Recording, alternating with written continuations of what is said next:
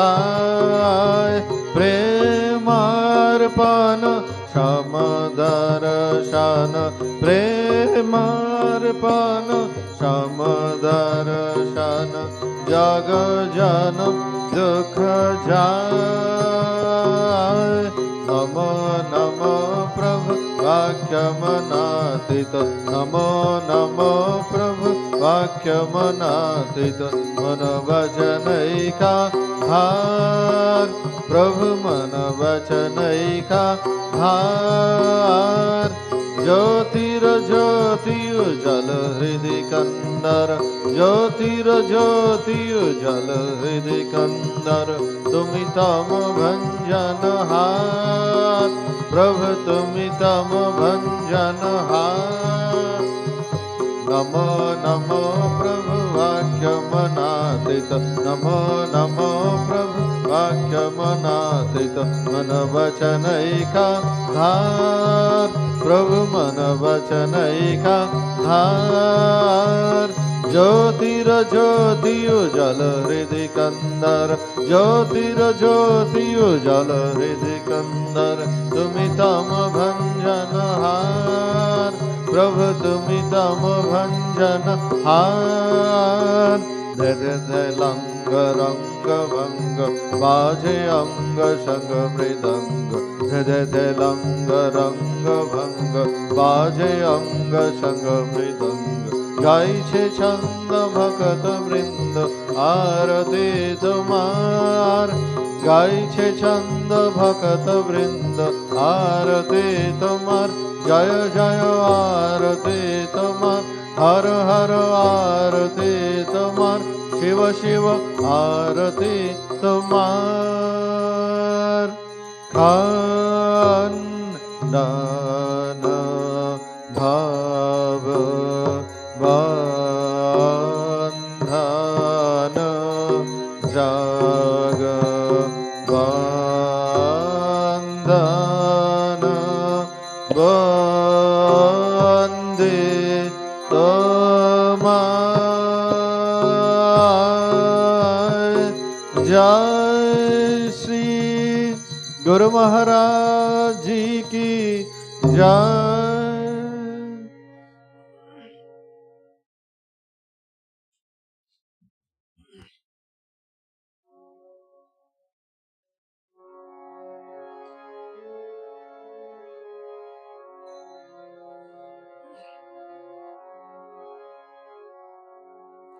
ओम ह्रीं ऋतं त्वमचलो गुणजित् गुणेभ्यः नाक्तं दिवं सकरुणं तव पादपद्मं मोहं कषं बहुकृतं न भजे यतोऽहं तस्मात् त्वमेव शरणं मम दीन बन्धो भक्तिर्भगश्च भजनं भवभेदकारी गच्छन्तलं सुविपुलं गमनाय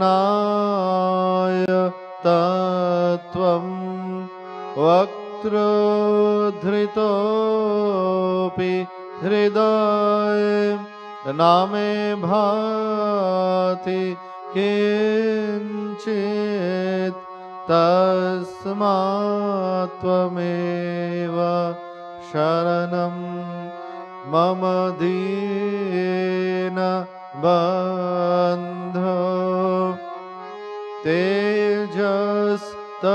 तेजस्तरन्ति तरसा त्वयि तृप्त तृष्णां रागे कृते ऋतपथे त्वयि राम कृष्णे मर्त्यामृतं तव पदं मरणोर्मि नाशं तस्मात् त्वमेव शरणं मम दीनबन्धो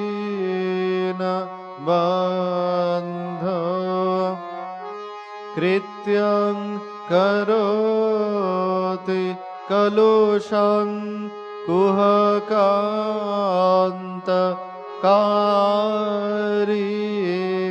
श्रान्तं शिवं सुविमलं तव नाम नाथ यस्मादहं तु अशरणो जगदेकगम्य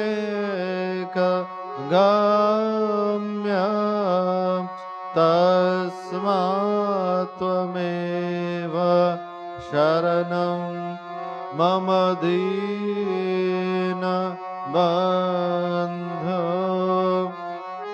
ॐ स्थापकाय च धर्मस्य सर्वधर्म स्वरूपिणे अवतार वरिष्ठाय रामकृष्णाय ते नमः। ॐ नमो श्री भगवते रामकृष्णाय नमो नमः। ॐ नमो श्री भगवते रामकृष्णाय नमो नमः। ॐ नमो श्री भगवते रामकृष्णाय नमो नमः।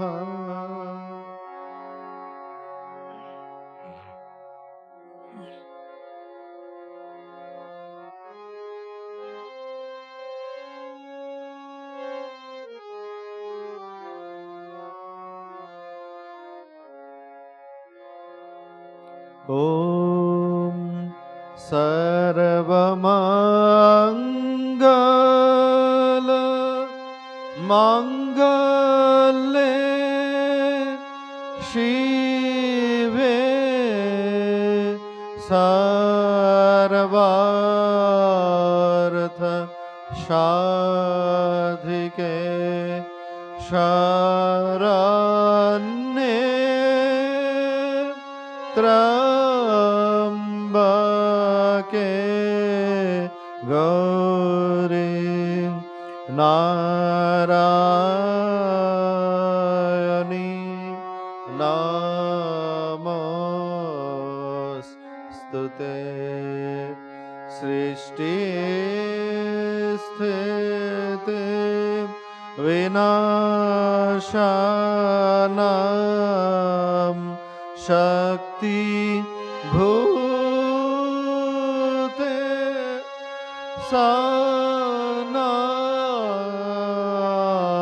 सनातनी गुणाश्रये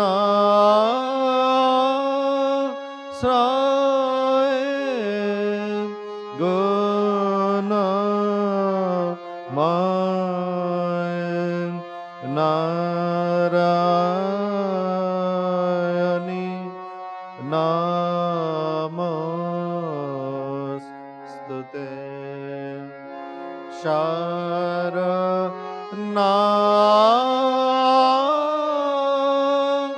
शरणागत दीनार्थ परित्राण परायणे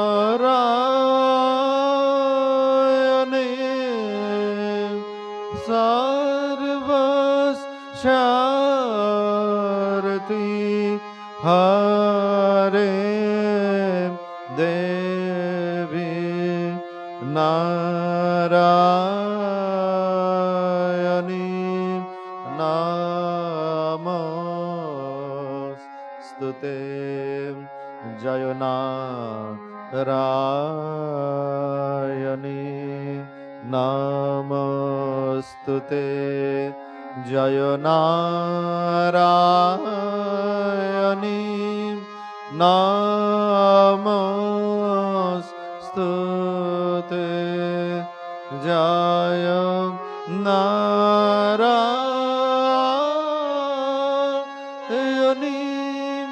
Namostute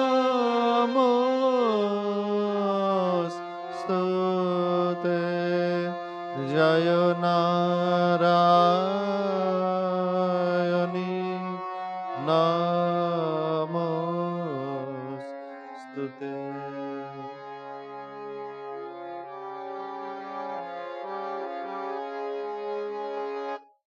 Jai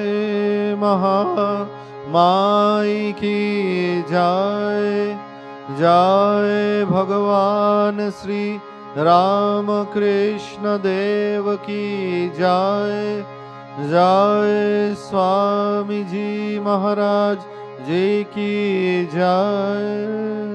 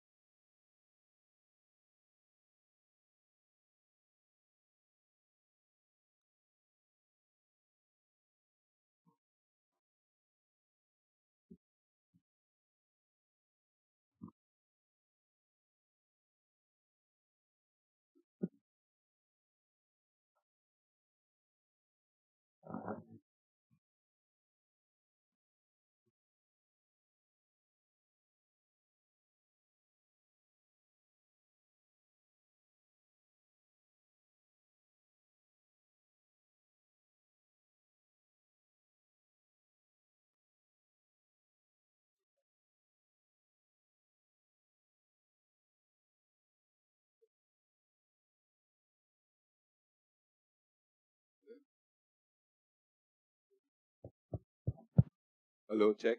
Hello, check.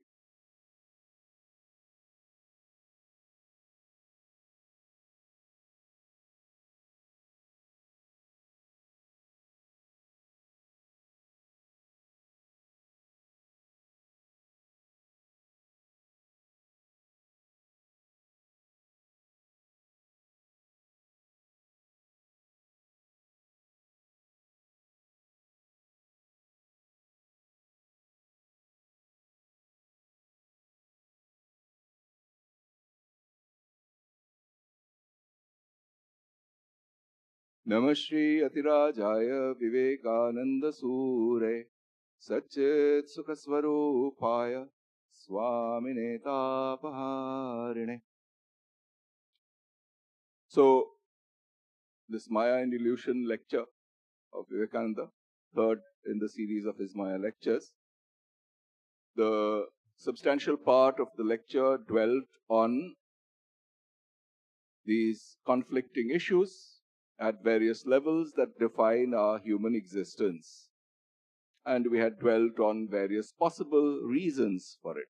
One, from a purely scientific viewpoint, the leftovers of evolution versus these aspirations in the higher human brain for altruism and analysis. And this is what we had concluded our last time's lectures, last time's discussion with. And it's only the human, I mean, there is in us this aspiration for this abstract quantity called the truth. Truth, beauty, goodness, these are abstract values. But there is in the human heart an aspiration for each of these. And what's the culmination of any of these is what leads to this conflict with our so-called lower or physical or animal existence. And this conflict shows up in various forms in different aspects of our life.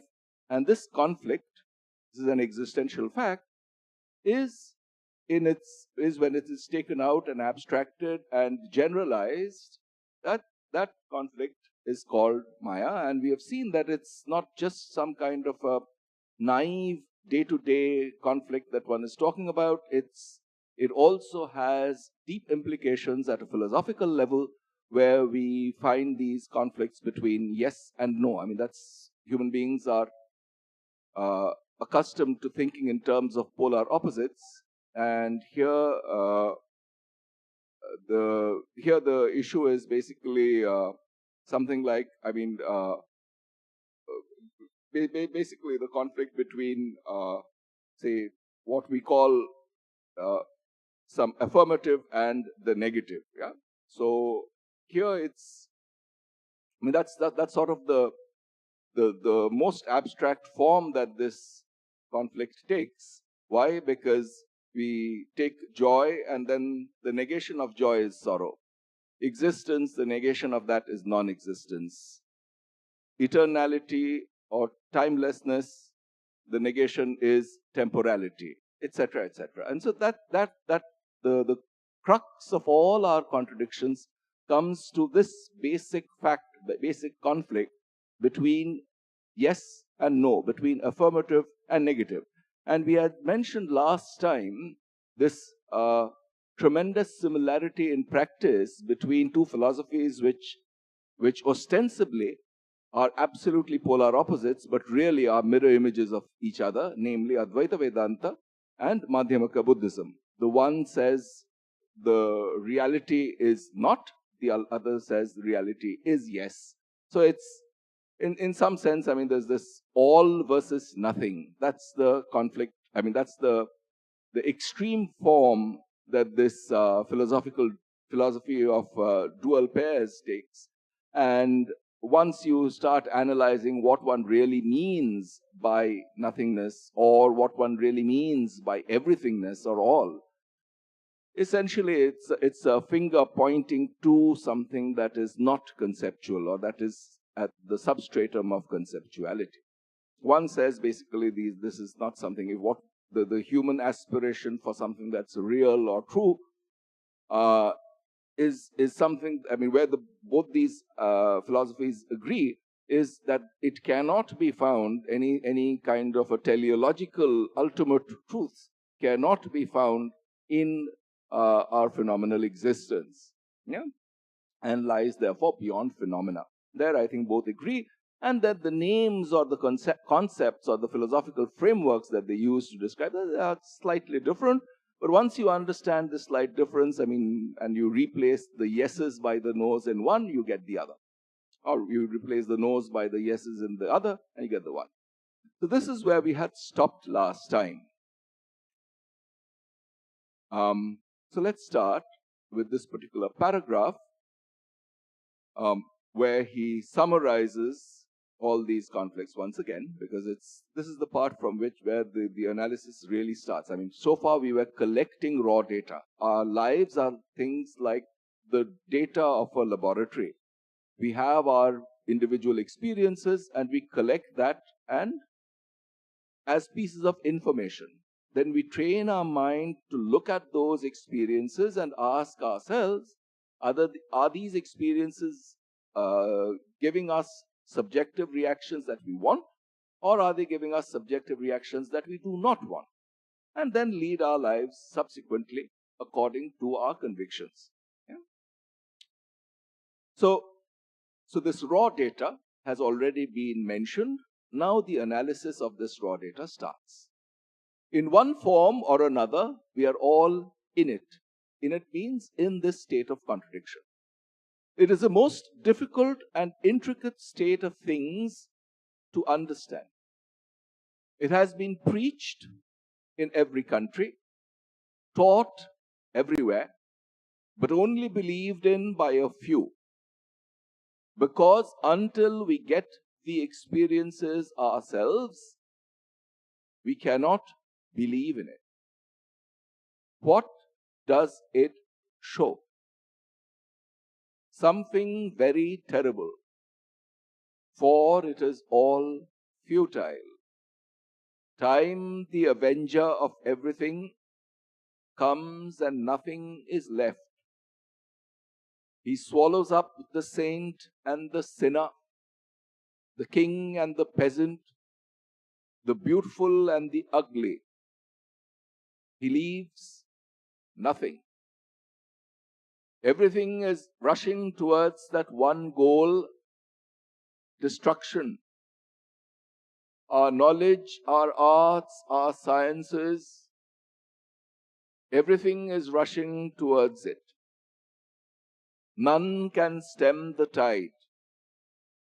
None can hold it back for a minute. We may try to forget it in the same way that persons in a plague-stricken city try to create oblivion by drinking, dancing, and other vain attempts, and so becoming paralyzed. We are trying to forget, trying to create oblivion by all sorts of sense pleasures, and this is Maya.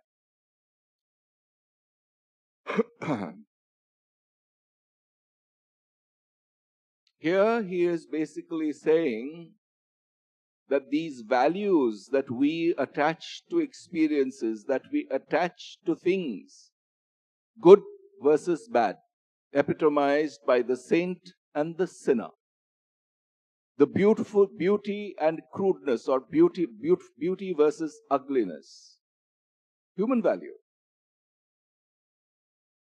knowledge versus ignorance,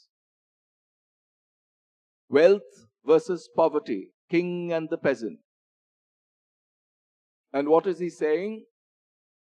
All these polar pairs of opposites are swallowed up in time.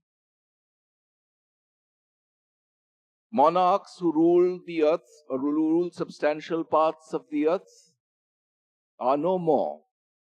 Some insignificant, forgotten peasant of that same era is also no more. Volumes have been written on this because this is certain irony. I remember an interview of this great film director called Satyajit Ray, and he was being interviewed by another great film director called Shyam Benegal. And Benegal was asking him the place of irony, the place of irony in Ray's films. And Ray's response was, yes, irony is essential. And he gives this one little insight. This is, somebody who's a filmmaker, but who has gotten an insight into what really captures depth in a film. And he says, you see, life itself is an irony when juxtaposed with death. He is basically saying exactly what is said here, but it's some insight that he has gained from his own experiences with films. There is a beautiful song by Tagore. It's in rag called Chayanat, Kalyan Ghat rag. I'll say the Bengali song. I mean, there's a couple of lines there, and then translate it into English. It says, নদী তট সম কেবলি বৃথাই প্রবাহ আকড়ি রাখিবারে চাই একে একে বুকে আঘাত করিয়া ঢেউগুলি কোথা ধায়. So like the banks of a river that want to hold on to the waves of the river as if they would try to capture the flow of the river, but it is futile. It tries to hold the flow of the river, but the waves just come and break on the shore and the river flows on. Just imagine that if we thought of ourselves as the banks of the river, trying to contain or hold on to the flow of the river, from an external observer's viewpoint, wouldn't such an enterprise look like a thoroughly futile one? And so it is with the flow of time. The flow of time is something that we are instinctively aware of, but not deeply enough. Can we hold on to a moment of time? No, time just goes on flowing, and as creatures within time, we have no choice but to flow with that time. As long as we identify ourselves as psychophysical organisms, this physical body is part of space, subject to change. Change is exactly what happens in the framework of time. The difference between two moments in time is exactly what is marked by change. If there was no change, we would not be able to detect time. This is at the physical level. At the psychological level, there are waves in our mind. Thoughts come, thoughts go. What's the framework in which thoughts come and thoughts go? Isn't that the subjective understanding of time? The psychological grasping of time? The psychological understanding of time? So whether we think of ourselves in terms of our physical existence or in terms of our mental existence, time is there. And we try to ignore the fact that it is driving all our systems towards what scientists call greater entropy, and what in more philosophical terms is being called destruction here. Essentially, I mean, if you ask yourself this basic question, why do we age? Is there something in our system which is fundamental that basically makes us age over time? It shows up in our physical characteristics. It shows up in our mental vigor. What is it? And basically, you will see that really there is at a root of it, there is a genetic cause. It's there in our genes. It's there in the physical building block of our system. What happens? These genes, there are zillions of them, and they develop typos. They keep multiplying, and they develop typos, errors. See, having a completely error-free system is not possible. That's the fundamental thing that is being talked about here. The physicists call it entropy in a related form. But these typos start multiplying at a molecular level. Physically, externally, what happens? Hair starts becoming gray. Skin starts becoming lax. Vigor starts leaving the body. Yeah, these are manifestations of that. At the level of cells, at the level of our DNA, all that is happening is that typos are developing. Yeah? Essentially, it's something like an error. The thing that codes our whole physical system, that is developing small errors. So, even at that microscopic level, systems are heading towards what he calls destruction and what a scientist would call disorder, increase in entropy. And yet, we as human beings, in the midst of all this chaos, we want to extract some higher value, knowledge, truth. And this conflict within, except for this physical system which is headed towards disorder, if it was not supported by that, we would not be able to do our highest activities. We would not be talking about these great creations of artists, Ray, Tagore, and various other artists. All these insights into human existence, they come out and they tell us this. But where is it supported? It's supported in the physical system. But what is it in us that captures in the midst of all this chaos something that is so supremely ordered? This value, truth, beauty, these values, truth, beauty, goodness, where does it come from? Yes, it is true that on our day-to-day lives deal with a physical existence. But had it not been for this principle of consciousness, this is just a word, so to speak, which manifests itself in terms of these higher values, truth, beauty, goodness, our lives would not be worth living. Its value, the notion of value, the notion of worth, the notion of meaningfulness in somebody's life comes only when we have this conscious dimension associated with our physical activities. And what this is saying is that this conflict between the conscious aspect of our being and this unconscious aspect of our being at the sub-individual level is exactly what at the macroscopic level we call Maya. So if we want to remove this conflict altogether, we have to look within and understand where in our psychophysical system this conflict lies. And the subjective aspect or Vedanta keeps going between these poles of the macrocosm, the universal, and the microcosm or the individual.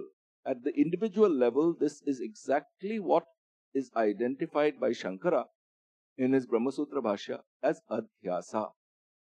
The superimposition of the properties of the conscious aspect of our being on the unconscious, and the aspects of the unconscious on the conscious part of our being. This confusion, this conflation of these two is exactly what determines what conditions our day-to-day existence, and this confusion is what is called adhyasa in the microcosmic level, Maya at the universal level.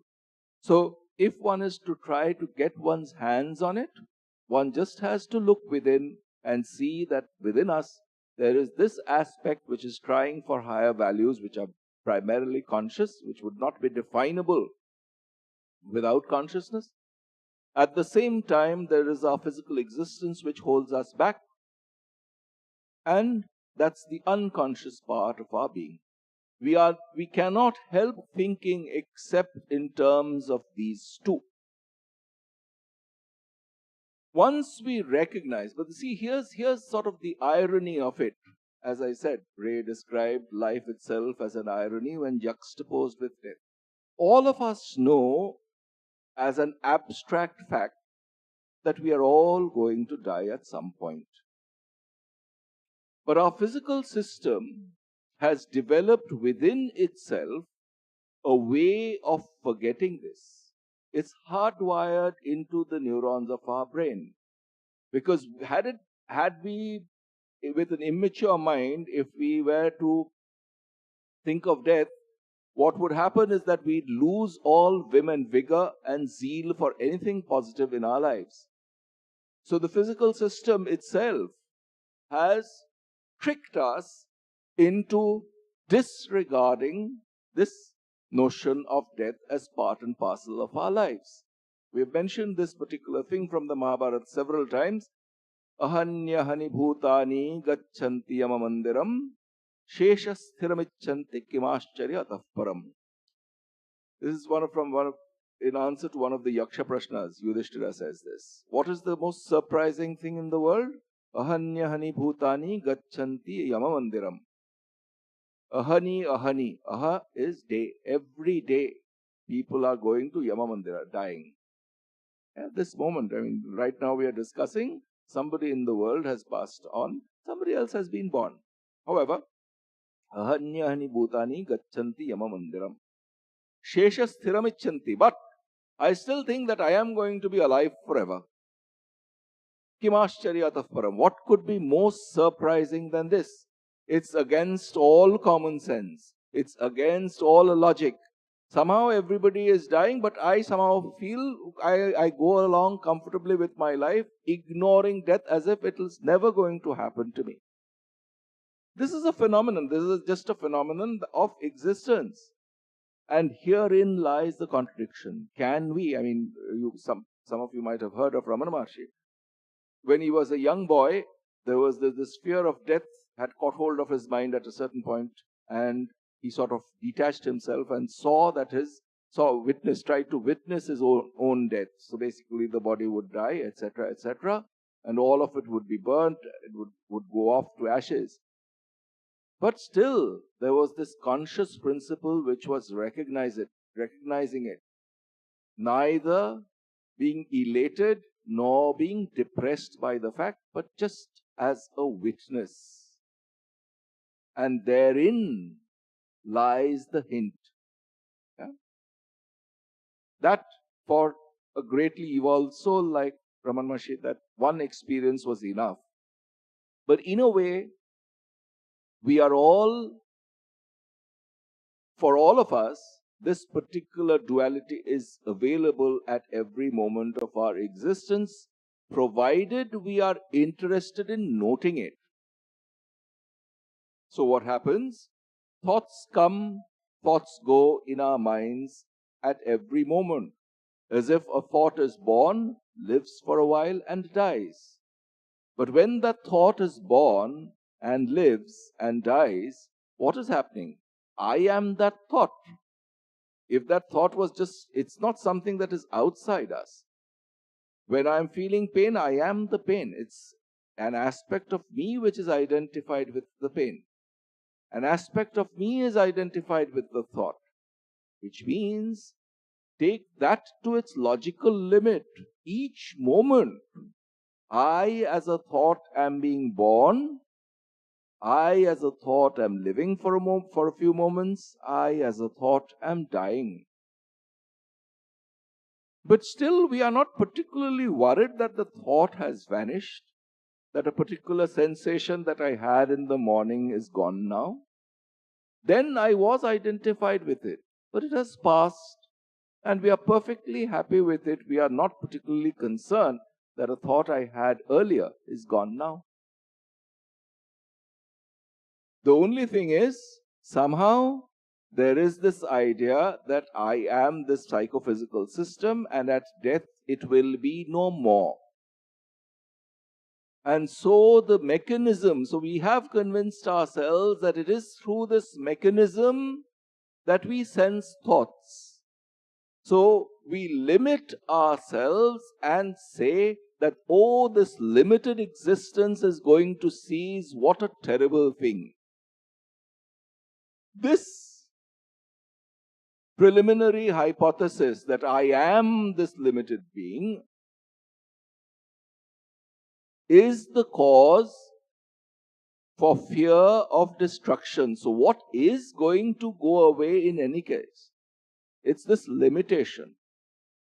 But if on the other hand, we can even think in common sense terms as this physical body and mind has been built up from these particles of nature that have been flowing in the form of air, in the form of oxygen, in the form of food, in the form of nourishment that this world provides us, then our psychophysical organism, which which we have this tremendous vanity and identify with our little I, then we understand that no, this is really something that's keeping on flowing. It's a state of constant change, which is the physical body changing, mind changing. What are we doing? We are merely focusing our attention on some aspect of it at a time. This focusing of attention, therefore, is a deeper aspect of ourselves. Can we catch it and focus its attention on itself, so to speak?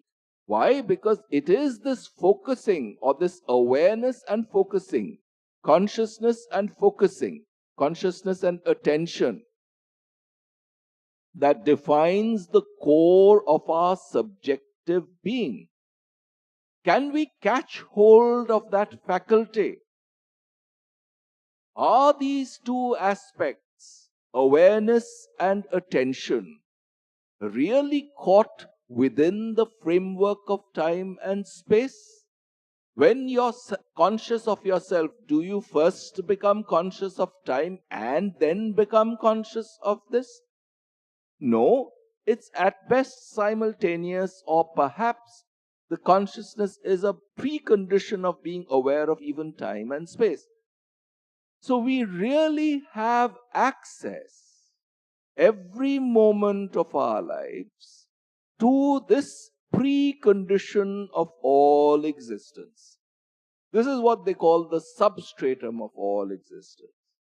We have access to it every moment of our lives. In one place it says, Pratibodha viditam matam amritatvam hi vindate. Pratibodha.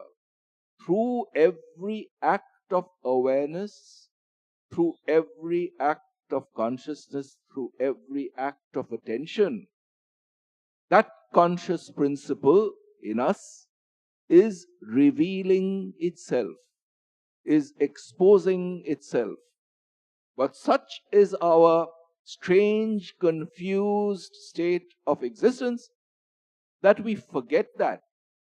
We do not divert attention to it. So instead of catching hold of that act of attention itself and identifying our I, our existence with that, we identify with what it is taking as an object. And this is the root of these contradictions that define our existence. And once we have identified with the object of attention, all these problems start. Why? Because the object of existence is conditioned by various physical laws. It is going to become disordered. It is going to get destroyed. But what about the conscious principle, the higher conscious principle which is aware of it?